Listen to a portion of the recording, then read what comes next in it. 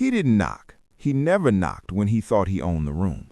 The door slammed hard enough to rattle the glass wall behind me. His face was red, tie loosened, breath sharp with victory. "Today's your last day," he said. "You're fired." I didn't stand. I didn't argue. I didn't flinch. I just looked at him and asked quietly, "What about my shares?" That's when his smile slipped. "Forget that promise," he snapped. "You're outdated. We're done here." Understood.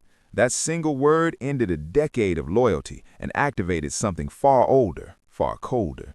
I helped build this company when it was nothing but nervous ambition and borrowed money. I didn't just bring capital, I brought credibility. Clients trusted my name before they trusted the logo. I stayed late, I stayed silent, I let him take the spotlight because I believed in the long game. He called me partner in private. He called me replaceable when he thought I was cornered. The irony is that betrayal always thinks it's quiet. It never is. I noticed the changes months earlier. Meetings moved without my calendar invite. Legal documents routed around me. The CFO stopped making eye contact. The board dinners grew smaller, tighter, excluding my chair. Then came the whisper I wasn't meant to hear. They're restructuring ownership.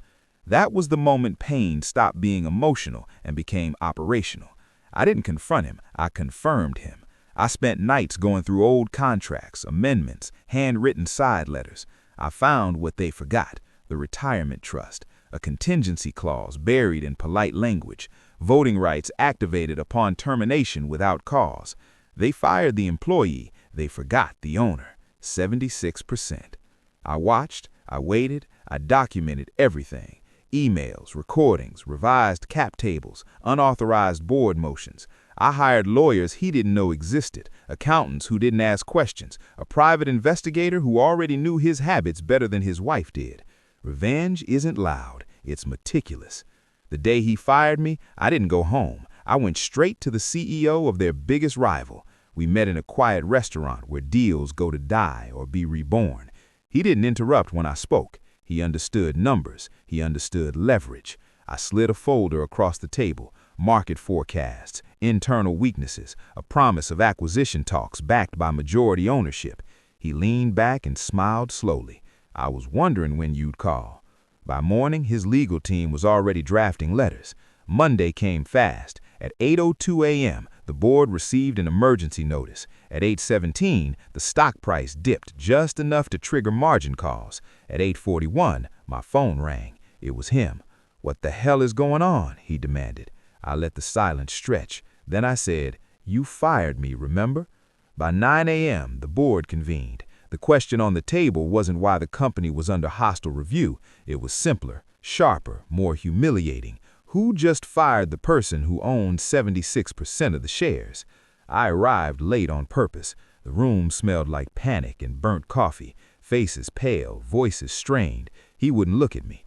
I took my seat at the head of the table, not aggressively, naturally, like it had always been mine.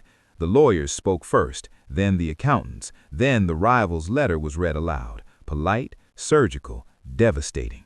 He finally exploded. "This is a setup," he shouted. "You planned this." I met his eyes for the first time since he fired me. "Yes," I said, "after you did."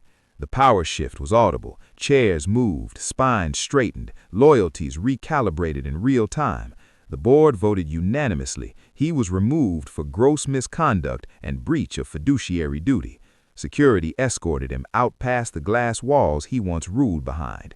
He looked smaller in the hallway, quieter, human. The acquisition didn't happen. I didn't need it to.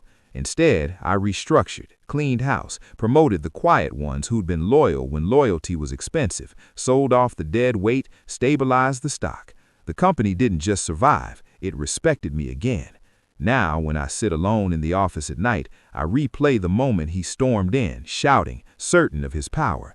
Betrayal always confuses volume with authority. I never raised my voice, I never begged, I never warned him.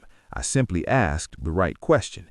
And when he told me to forget my shares, I remembered exactly who I was. Justice doesn't need rage, it needs timing, and I have excellent timing.